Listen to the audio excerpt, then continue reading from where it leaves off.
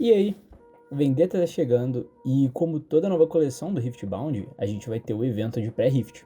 Se você vai jogar o seu primeiro pré-Rift e não faz ideia do que tá te esperando, ou você até já jogou, mas quer melhorar o seu desempenho, nesse vídeo eu te explico o que é o pré-Rift, como funciona e vou te dar umas dicas de como montar um deck consistente no seu evento. Então, o que é o pré-Rift?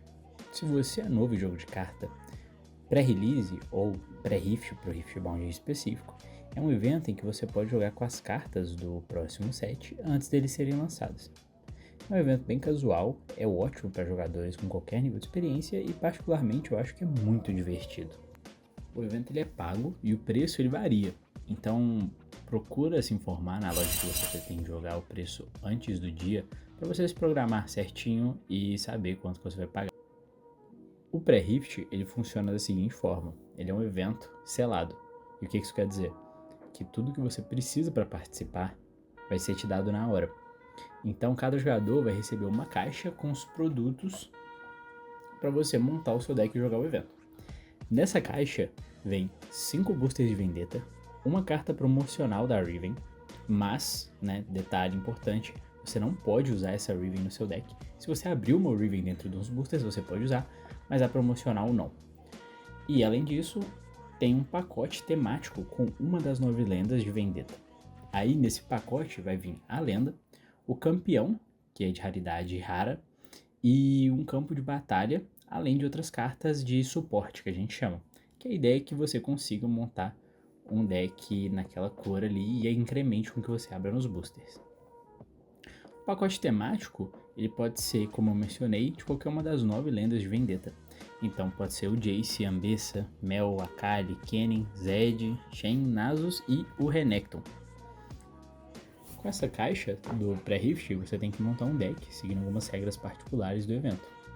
Que são, primeira, o deck ele tem que ter um tamanho de no mínimo 25 cartas, isso contando o Chosen Champion. Então você pode até jogar com mais, se você quiser, mas eu recomendo sempre jogar com 25, porque aí você garante que todas as cartas que você tem são as melhores possíveis.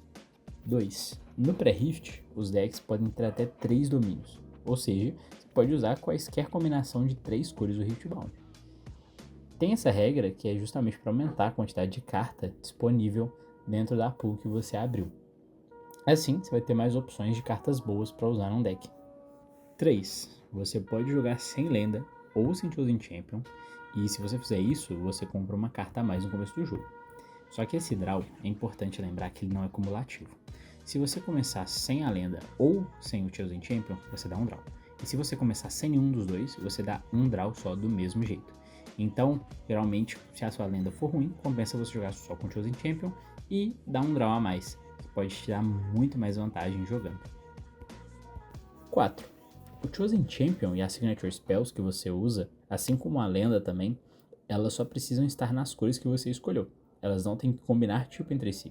Então, por exemplo, se você está jogando de laranja, amarelo e azul, você pode usar a Ambessa de lenda, o Kennen de Chosen Champion e ter a Signature Spell do Jace no deck, sacou?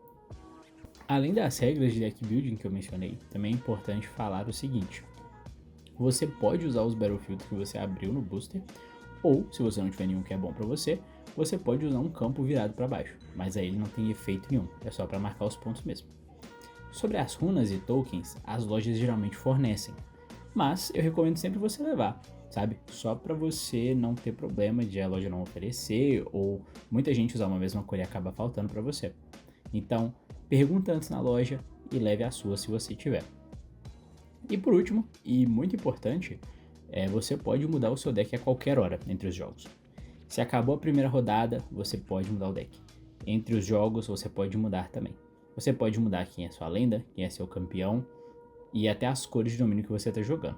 Fique à vontade para alterar o deck como quiser a qualquer momento entre os jogos.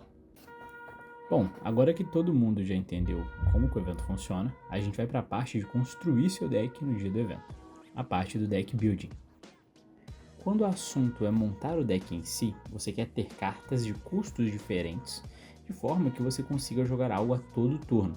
Isso é basicamente o conceito de curva de deck. Ou curva de energia, no caso do Riftbound. Levando em consideração que o deck pode ter no mínimo 25 cartas e que a gente quer jogar com 25 cartas, a gente vai seguir algumas proporções, como se fosse uma receita de bolo, para que a chance de ter em mãos a carta na hora certa seja autossuficiente. Para as cartas de custo 2, eu particularmente sugiro jogar com 3 ou 4 cartas desse custo. Há quem prefira rodar até 5 para garantir que vai ter jogada no primeiro turno, mas eu acho um pouco demais. Mas o importante mesmo é a qualidade dessas cartas. Ou seja, quão relevante elas vão ser, além de ser uma carta para se jogar no primeiro turno. Por exemplo, o Steel Pulse é uma carta nova, que eu acho muito forte, porque você joga ela no primeiro turno, e mais tarde, se você comprar ela, ou se ela ficar no seu campo de batalha, você pode pagar mais 7 de energia e dar Empower e mais 7 para essa carta. Isso faz com que ela seja relevante no primeiro turno, que é onde você geralmente quer jogar ela, mas se futuramente você comprar ela mais tarde no jogo, ela ainda assim consegue ser relevante. Essa vai ser a principal característica que vai definir quantas cartas desse custo a gente vai jogar. Algo muito importante na construção do deck do Riftbound é o custo do seu Chosen Champion. Se o seu campeão custa 3 ou 4, chances são que você sempre vai jogar ele no segundo turno, que é o mais cedo possível. Isso diminui a necessidade de você ter cartas no mesmo custo que ele. Então, por exemplo, se o seu Chosen Champion é a Ambessa laranja, 99% das vezes você vai querer jogar ela no turno 2. Então não faz tanto sentido você ter muitas outras cartas que você poderia jogar, a menos, é claro, que sejam cartas boas, como uma segunda cópia dela, uma Key ou a Solaris Sunhawk, se você tiver com amarelo, entendeu? Isso é importante de se lembrar, porque na hora de construir o deck, eu vou sugerir que você use de um número até outro e não vou fixar valores, justamente porque tudo isso entra em consideração. Bom, dadas essas dicas, vamos voltar para as proporções de cada custo que você quer ter no seu deck. Eu já falei do custo 2, agora vamos para os custos 3 e 4. Eu recomendo algo entre 3 e 5 cartas. Mesma lógica, só para você ter certeza que você vai ter algo para jogar no segundo turno. Quanto às cartas de custo 5 e 6, aí você vai de 3 a 6, lembrando do custo do seu Chosen Champion. Essas cartas, você pode usar mais delas porque elas tendem a ser cartas melhores que tiram mais valor.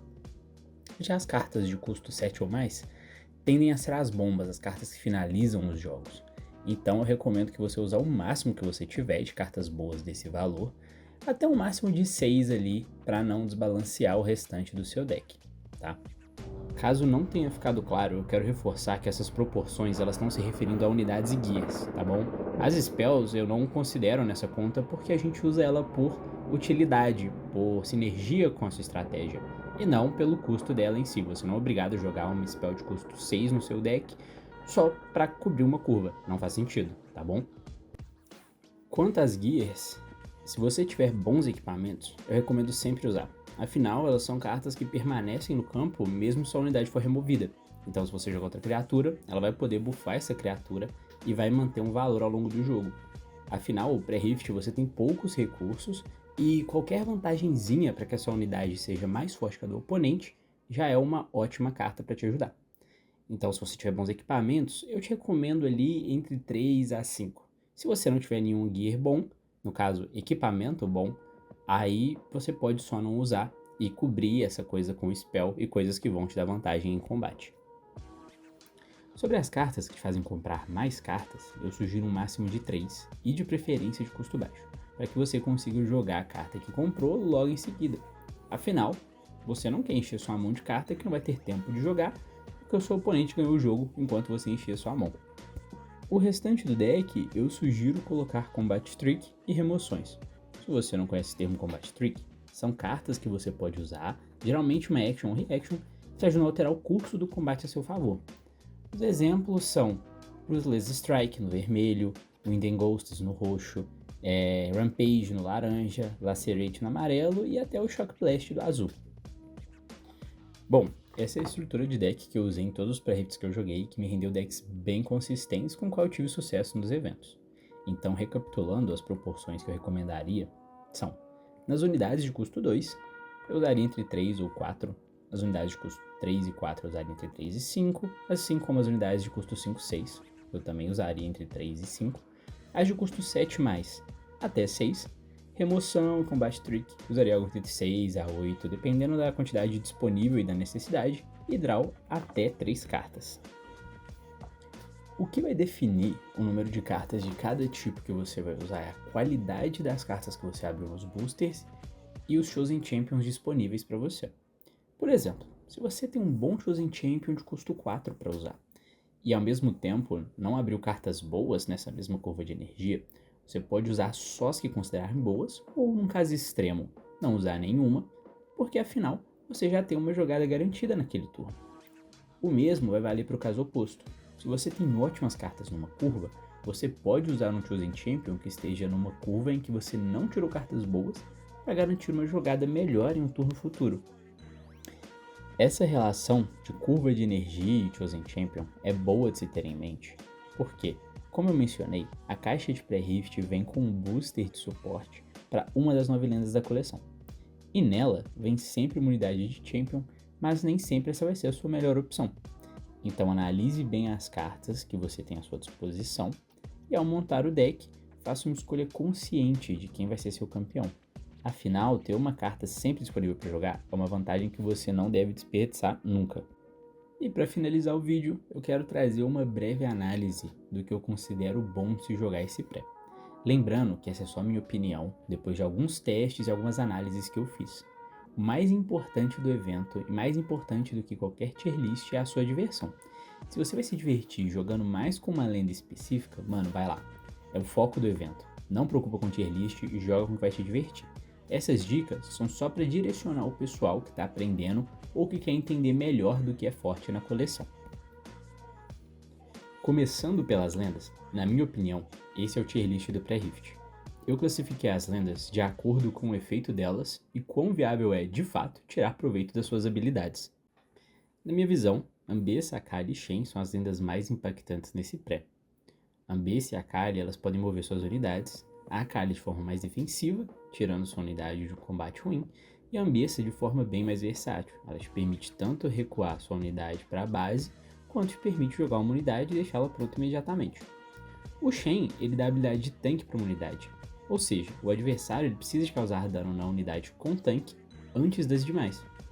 Portanto, caso você ataque com 2 unidades juntas, você pode dar tanque para uma unidade menos relevante e fazer com que a outra sobreviva ao combate. O Kennen, Renekton e Mel, eu acredito que são boas lendas, mas você precisa de ter as cartas que te ajudem a usar as habilidades. O Kennen é bom pelo assalto que ele dá, mas eu recomendo só se você tiver carta o suficiente com Empower. Quanto à habilidade do Renekton, pode sim te ganhar alguns jogos pela vantagem de jogar uma carta um turno antes, mas você precisa ser muito cuidadoso em quando usar essa habilidade, uma vez que você vai ter que reciclar 2 runas. E a habilidade da Mel, de reduzir Might, pode sim te ajudar a conquistar e defender os Battlefields, mas você vai precisar de boas bombas para te ajudar a finalizar o jogo. As lendas que eu sugiro jogar sem é porque suas habilidades, apesar de serem boas, elas demandam sinergias bem específicas.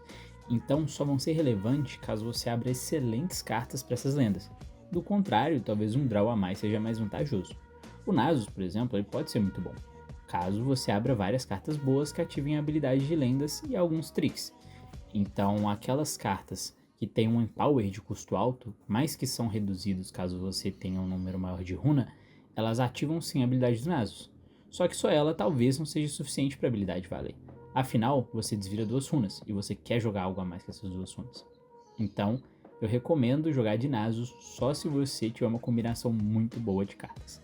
O Zed e o Jace são a mesma coisa, precisam de muito setup para serem bons.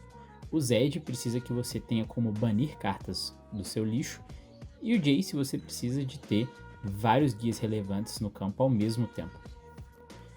Bom pessoal, esse foi o meu guia para o pré-rift de Vendetta. Eu espero que você tenha entendido como o evento funciona e como montar o seu deck no dia. Lembrando que tudo que eu disse aqui são sugestões e opiniões, então fique à vontade de montar o seu deck da forma que você quiser e usar a lenda do jeito que você quiser. No fim, o mais importante é você se divertir. Então muito obrigado por assistir esse guia e bom evento para você!